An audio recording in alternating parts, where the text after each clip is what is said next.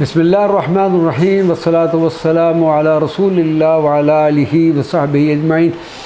معزز ناظرین و سامعین اکرام، السلام علیکم ورحمۃ اللہ وبرکاتہ۔ حضور سیدنا ابو الحسن الشاذلی کا آخری حج۔ سیدنا ابو الحسن الشاذلی رضی اللہ تعالیٰ عنہ جس وقت سفر حج کے لیے روانہ ہو رہے تھے تو آپ رضی اللہ عنہ نے اپنے اصحاب سے فرمایا تھا، فی ھذا العام احج حجۃ النہایہ، میں اس سال آخری حج کروں گا، لیکن حج سے قبل ہی حضور شاذلی کا وصال ہو گیا۔ بعد از دفن آپ رضی اللہ تعالیٰ عنہ کے احباب میں یہ مسئلہ پیدا ہو گیا کہ آیا اب واپس جائیں یا سفر جاری رکھیں، جس پر سیدی ابو العباس مرسی نے تمام احباب سے فرمایا کہ مجھے شیخ نے قبل از وصال ہی حکم فرما دیا تھا کہ میرے وصال کے بعد حج ادا کیا جائے، بلکہ راستے میں عجیب و غریب کرامات کے ظہور کا بھی وعدہ فرمایا ہوا ہے۔ چنانچہ تمام احباب حج کے لیے روانہ ہوئے اور شیخ کی طرف سے کیے گئے وعدہ کے مطابق ان تمام کرامات کا بھی مشاہدہ فرمایا۔ مناسک حج اور مدینہ شریف حاضری کے بعد جب واپس مصر آئے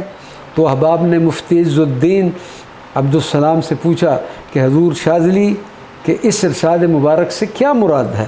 اس پر انہوں نے جواب دیا کہ شیخ نے تو قبل از وقت اپنے وصال کی تم کو خبر دے دی تھی، اور ساتھ ہی یہ بھی خبر دی تھی کہ ایک فرشتہ ان کے بدلے حج کرے گا، کیونکہ حدیث نبوی صلی اللہ علیہ وسلم ہے کہ جو اپنے گھر سے حج کی نیت کے ارادے سے نکلے اور حج سے قبل ہی وہ فوت ہو جائے تو اللہ تبارک سبحانہ و تعالیٰ ایک فرشتہ اس کی طرف سے مقرر کر دیتا ہے جو ہر سال قیامت تک اس کے لیے حج کرتا رہتا ہے۔ یوم وصال سیدنا ابو الحسن الشاذلی اور مسلمانوں کی بخشش و مغفرت صاحب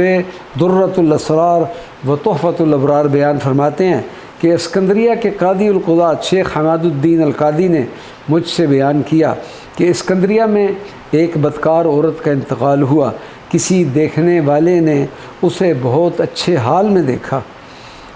اس عورت سے جب پوچھا گیا کہ اللہ تبارک و تعالیٰ نے تیرے ساتھ کیا معاملہ کیا تو اس نے جواب دیا کہ آج شیخ ابو الحسن الشاذلی رضی اللہ تعالیٰ عنہ کا انتقال ہوا ہے اور ان کو ہمیسرہ میں دفن کیا گیا ہے، اور زمین کے مشرق و مغرب میں آج جتنے مسلمانوں کا انتقال ہوا ہے ان سب کی مغفرت کر دی گئی ہے، اور ان کی اس عزت اور تکریم کی وجہ سے اللہ تبارک و تعالیٰ نے مجھے بھی بخش دیا ہے۔ اللہ تبارک و تعالیٰ ہمیں بھی سیدی و مولائی سیدنا ابو الحسن الشاذلی کے فیوضات و برکات سے مستفید فرمائے۔ وما علینا الا البلاغ المبین۔